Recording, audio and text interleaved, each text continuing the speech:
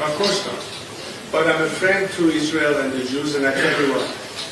Because again, as a descendant of Cyrus the Great, we take pride of the fact that the very cornerstone of human rights happened at the time that Cyrus the Great through his cylinder, which is displayed worldwide, that is referred to in the whole of nations as the United Nations, was what coined the very principles of liberty when he freed the Jewish slaves in Babylon and helped them rebuild their temples in Jerusalem.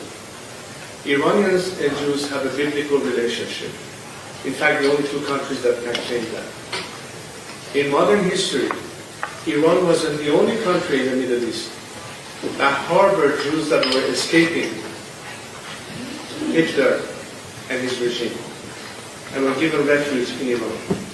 That's part of our history. That's part of our tradition of harboring persecuted people.